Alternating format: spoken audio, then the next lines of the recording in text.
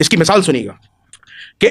حضرت ابو عمر رضی اللہ تعالیٰ عنہ نے سقیفہ بنی سعدہ کے واقعے میں خلافت سے دستبردار ہو گئے. ابو عبیدہ ابن جراح ہو گئے. ابو بکر صدیق رضی اللہ تعالیٰ شروع میں ہو گئے تھے دستبردار کہ خلیفہ عمر اور ابو عبیدہ نے جراح کو بنائے. اگر وہاں حضرت علی کھڑے ہوتے اور بنو ہاشم ہوتا اور بنو ہاشم کے سردار جناب عباس بن عبد المطلب ہوتے تو پھر وہ آواز اٹھاتے کہ رسول اللہ صلی اللہ علیہ وسلم کے بعد اگر کوئی قرآن و حدیث کا علم رکھتا ہے, کوئی شجاعت اور بہادری میں اول ہے, جو حجت اللہ ہے, جو خلیفۃ اللہ ہے, جسے ثقلین کا ٹائٹل دیا گیا ہے, جو مسلمانوں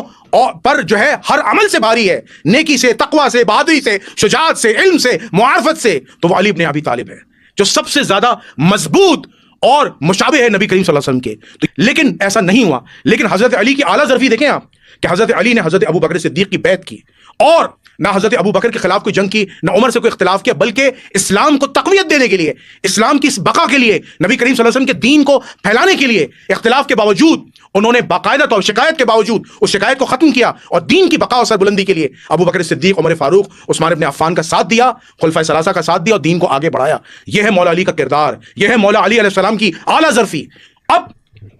ایک اختلاف میں نے آپ کے ساتھ ڈسکس کیا, ایک اختلاف اور ڈسکس کر رہا ہوں. جب حضرت عمر رضی اللہ تعالیٰ عنہ کی شہادت کا وقت آتا ہے تو حضرت عمر 6 اصحاب رسول کی کمیٹی بناتے ہیں. اب ذرا یہ واقعہ سن لیجیے گا. یہ واقعہ میں آپ کو تاریخ اسلام کی کتاب ہے ڈاکٹر حمید الدین,